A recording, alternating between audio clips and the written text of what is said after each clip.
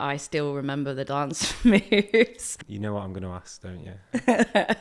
Stop right there. Thank you very much. I need somebody with a human touch. Hello and welcome to FairPlay, the Fair's new show exploring journeys through the magical medium of music. Guests are asked to choose 5 songs which define their journey through life in the industry, whether it be a song from their first concert, the first act they ever booked, a guilty pleasure, and so many more. I'm Nicky D. And I'm Will. For those who don't know, the Fair are an independent festival production company based in London but producing events across the UK, in Europe, the US, the Metaverse and beyond. We've created this show as we are keen to amplify a range of voices from across the industry. Whether it be from DJs to promoters, production staff to agents, we've been speaking to people from all across the festival sites. We've attached a track list in the description below. Take a look and leave a comment. So, welcome to FairPlay, the Fair's new podcast. Joining us today, we have Lauren Down, who's the Managing Director of End of the Road. Lauren, how is your day going?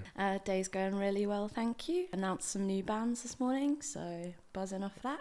Exciting. So you've been pulling the strings at End of the Road since November 2014, briefly as the festival manager, and then since November 15 as the managing director. Not content with that, you also like to write about music. You've written for The Guardian, for Crack Magazine, a whole list of publications, and you continue to write as the contributing editor at The Line of Best Fit.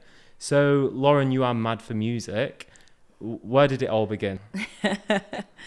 Oh gosh, like way back to being a kid, I always loved music. I was a pop head then though, totally into like Robbie Williams and Spice Girls and that kind of world. And I always really loved writing as well. I guess when I was about 12, some of my parents' friends who are like a generation between me and my parents were like, will you stop talking about Westlife?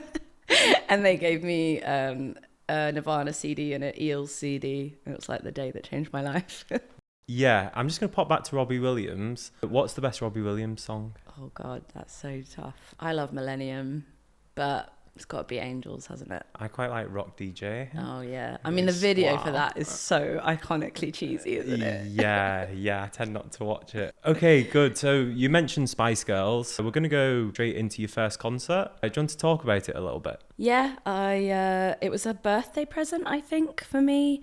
A surprise from my parents. They'd announced the tour and London had sold out, but I think they just surprised us one morning and it was literally like, we're going up today and you're going to see Spice Girls this evening. So yeah, our mums drove us up in the car to Birmingham NEC to watch Spice Girls on their 97, 98 tour. Yeah, I wish I could be there. It was amazing. So this is Stop by Spice Girls. I absolutely love that song. I still remember the dance moves. And every so often I DJ a 90s night at a place called the Lexington in London. And I always try and play that song if I can. I'll just stand in the DJ booth and everyone in the room will like do the moves back. And it's just such an iconic song and choreography. You know what I'm going to ask, don't you? No. Come on. You don't have to do them. Why don't you teach me? Right. Stop right there. Thank you very much. I need somebody with a human touch. Hey you, always on the run. Gotta slow down, baby, gotta have some fun. Lovely. Obsessed. Thank you so much. I've learned something about myself today. God, that's probably the most embarrassing thing I've ever done. Yes. Okay, good. Let's move on. Yeah. Thank you so much. Serotonin is good. So the next track is the seminal track from the headliner at the first festival you went to. That was a mouthful. Would you like to talk a little bit about V-Fest? Yes, so kind of after this Nirvana Eels CD kind of moment, I'd gone really into more of my kind of indie and rock, become obsessed with Nirvana and Foo Fighters subsequently. And all my friends around that age were all the same, and we saw the lineups for Reading and Leeds come out, and we saw the lineup for V come out, and it was just our taste at that time on those lineups. Kind of some of us still 14, some of us about to turn 16.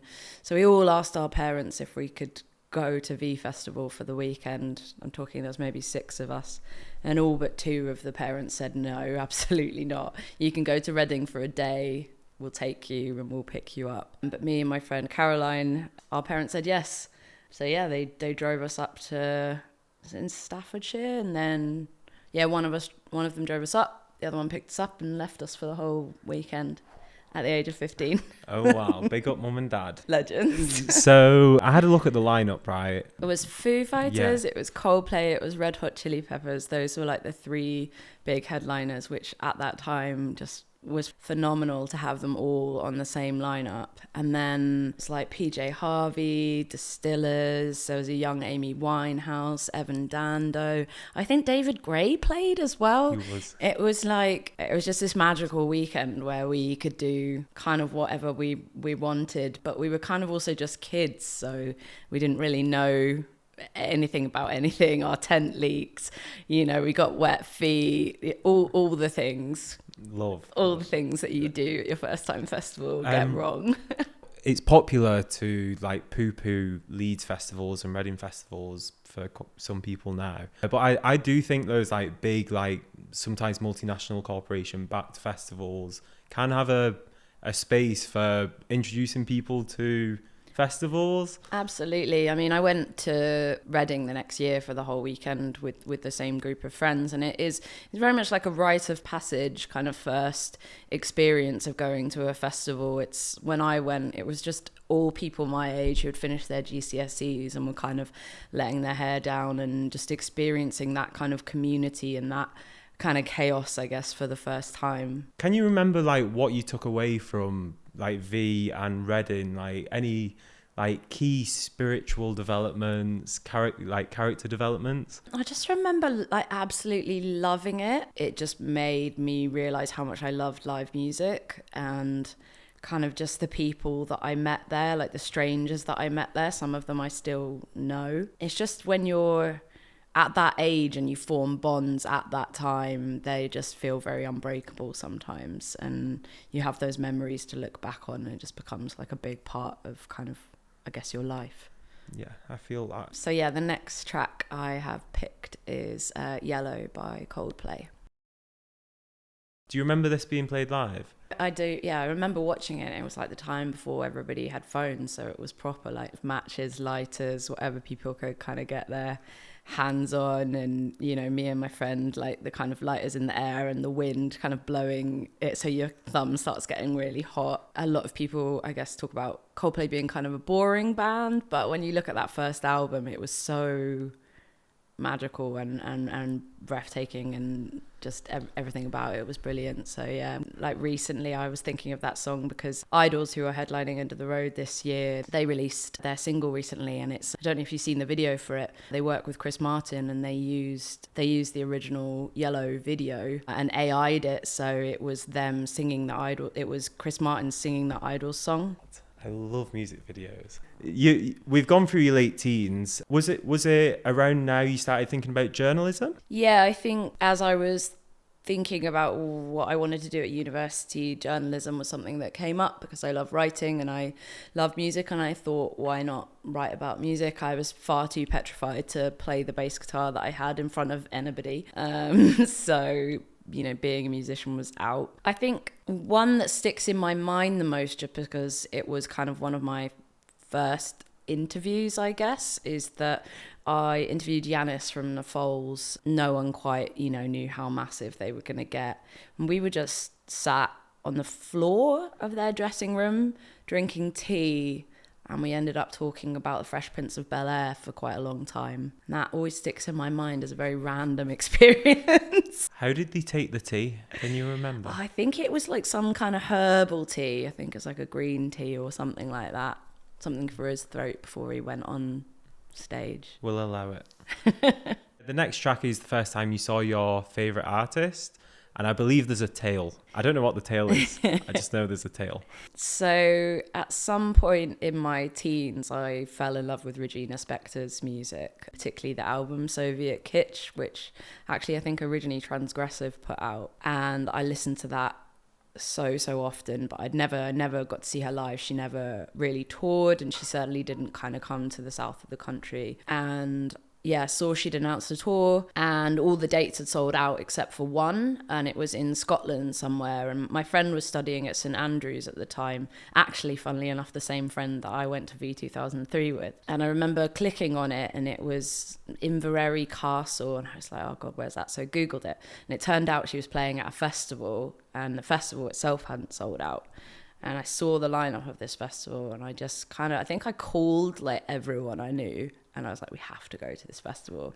So we made this epic, like 7-8 hour road trip from Devon up to St Andrews, stayed the night in St Andrews, and then carried on to Inverary Castle the next day to watch a festival where there was Regina Spektor, so my absolute favourite, but also Beastie Boys, Bjork, LCD Sound System, Hot Chip. God, I can't even remember, the list goes on. It was just this insane Connect Festival 2007. If you talk to people in my world, if anybody ever says that, they're like, I was there. And you're all like, oh my God, you were there too. It was just this magical, but also completely like bizarre, chaotic first go at a festival on that festival site. It was muddy, it was rainy, there was a proper, like, to get down into the campsite, people set up camp chairs and watched as everybody slipped and slided the whole way down because nobody could make it. Like, the whole place flooded. You could get a shot for £1. Like, it was messy. Absolute dream. Yeah. Like, musical moments at the festival, anything that sticks out particularly? I remember Beastie Boys telling everyone to storm the castle, which there was a literal castle in the middle of the site, and Beastie Boys were like, everybody storm the castle, and then the security had to come on stage and be like, don't do it, because everybody was kind of turning around to go and like break into this castle. But musically, yeah, getting to the front for Bjork was magical, and then getting to the front for Regina Spektor was just, I cried so much. My friend Rob once said to me that the people who make the biggest and most progressive waves in communities are often those who come from like a different professional background, like in the professional sphere. What prompted the movement from being a journalist into the event world? It wasn't ever really something I'd thought about. You know, journalism was a career that was kind of slowly working out, but I was bad at pitching. And I worked in a PR company at the same time alongside writing. And I worked for The Line of Best Fit for a very long time as one of their first contributors. And I worked my way up to deputy editor. As part of my responsibility as deputy editor was looking after any media partnerships we had. And we were the media partnership for End of the Road.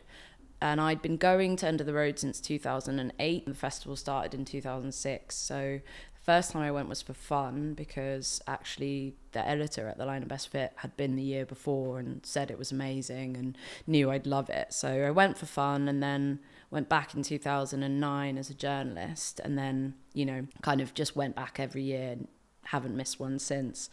But from, I guess 2010-11, we became online media partners, and that involved organising secret sessions that still happen to this day, organising secret little happenings and gigs, kind of was instrumental in organising that now kind of semi-famous session that Scott Hutchinson from Frightened Rabbit did on the boat stage. Then I kind of got to know them a little bit, the organisers, and they invited me to rewrite their programme for them, so it was a copywriting gig. But I loved that festival so much that when they kind of offered this position to me, I just thought, why the hell not, give it a go. If I don't like it, the worst thing that will happen is I've learned how to run a festival. So not a bad fallback option. Yeah, having that knowledge of being a guest there is actually one of my strengths. Obviously it's been a long time now, so my inexperience with my job was kind of made up for in part by kind of understanding what the audience wanted and what they didn't like, what they did like, because I was a member of the audience for so long. But in terms of on site, I found it really hard actually the first year I was promoted to being managing director from just being festival manager, because it was that much more responsibility on my shoulders, and I'm definitely a bit of a control freak, so I couldn't really let things go, and I would want to be across everything. I think in maybe 17 or 18, that just kind of burnt me out a bit. And also I, at that point, started to feel a bit more secure about my job. And it's just a really, really good team. And once you kind of part of that team and you know and trust them, you can kind of just let go a little bit. Obviously, loads of them have been there since year one. You know, Simon's, the co-founder, is still heavily involved in all the creative and aesthetic decisions, and like the site decoration team, they're all Simon's old friends from school. So they've been doing it since 2006. Head of production was the site manager in the first year, so she's been there the whole time. But yeah, I wouldn't be able to do it without them, for sure. So Lauren, I've never been to End of the Road. Do you want to give me not an elevator pitch, do you want to give me a podcast pitch on what End of the Road is? It's a festival full of music lovers. So they are there because they are hungry to discover the small bands, to see the big bands, but they're there for the music, they're there for the kind of art. It's one of the few festivals you can go to and hear a pin drop during like a headline set, because people aren't there to like chat at the back of a gig, they're there to like watch the music. And because there's that shared like love and appreciation, the community there is just so nice, and our audience are just so lovely, they really make it special. And the site that it's on is this really beautiful place called Lavatory Gardens, which isn't just a greenfield site. It's an old kind of 1900s, what they used to call pleasure gardens. So it's always been designed for like theatre and art, and Thomas Hardy's written poems about it. And it's just got this really magical quality to it. And I just think at every little space of it, you can tell someone cares about every little element, and you can really feel it when you're there. You touched on something that like about shared motivation. I don't think it's talked about enough. Like you walk into a festival and then whatever that shared motivation might be, like everyone taps into like a hive mind where they're like, this is what I'm here to do. So yeah, like it's amazing that people go with a willingness to learn, even to discover new things. Yeah. You've chosen a track from one of the headliners. Do you want to talk a little bit about this? Yeah, so I've picked Chicago by Sufjan Stevens. Sufjan Stevens was an artist that Simon and Sophia had been asking to play the festival since 2006, and there's handwritten letters with illustrations that our in-house illustrator did that they posted to Sufjan when he finally agreed to play in 2015. He still had the letter. It was so cute. We scanned it and published it in our program. So there's a history of Simon loving bands so much that he'll just keep asking them year on year. So yeah, I think it's a festival of people that really love music. That is touching. I've literally never heard anything like that. Yeah. Like that's so nice, and the fact he kept it as well. Yeah. Damn. Do you want to introduce it? So yeah, this is Chicago by Sufjan Stevens. Seeing that song at End of the Road in 2015 was so magical, and I'd managed to gather like 20 of my friends to meet at this one point on the festival site, and we were going to walk from there to kind of stand all in the crowd together to watch him. And I don't know, you must have this, getting 20 people across a festival site and keeping them together. We only lost 3. And when people asked what my favourite achievement of that year was, I was like, that. I got 17 people to stay together through a festival site to see a band. And what time in the day was this? This is like 9 o'clock, 9:30. Yeah, we only lost 3 people. It's literally never happened before. The next track, it's a song that sums up your festival experience. Yeah, so the song I have picked to sum up my festival experience is LCD Sound System, All My Friends. Just the feeling of that song is quite similar in a way to Chicago, actually. It's that kind of euphoria, all your friends together, arms up in the air. Yeah, just pure joy. Every year, me and my colleague Benny, we DJ the silent disco on site on Saturday night. And this is always a song that kind of we play last or penultimate as the kind of final like hurrah to our set. But for us, it's like so much more than that. It's kind of an emotional, you've had a bit of a time off, and you can just breathe a little bit knowing that, you know, there's one more day left and then everyone leaves again. First thing, I love how you're like, I'm not content just being a journalist and a managing director. I'm just going to become a DJ as well. I'm just going to do it as you do. So yeah, like the tune itself, it like follows ups and downs, but there is a line with it which I've always like clock, and it's like, but if you're worried about the weather, then you picked the wrong place to stay, which I love generally, but just the fact that this is a festival podcast and like we work in festivals, it's so apt, it's so perfect, isn't it? Yeah, and then there's other bits which make me cry, but I'm not going to talk about those. Let's play the track. Go on, introduce it. We're going to play LCD Sound Systems, All My Friends. I absolutely love it. And those first lines, they're really special. And yeah, I have them tattooed on my arm. Yes, get it out. Can you see that? Boom. Okay, good work, us. One last question would be like, for the wider world of festivals, what do you want to see for the industry? I don't really know, because so many, you sit here talking about it being tough, but it's a cost of living crisis. There's multiple wars and famines going on. So you're kind of like, certain things are not really within your power to change. It's like society has completely changed. But I would like to see independent festivals thrive. I would like to see the market not become just this homogenized place. I would like to get us to a place where artists, more headliners are made through independent festivals. More festivals take risks.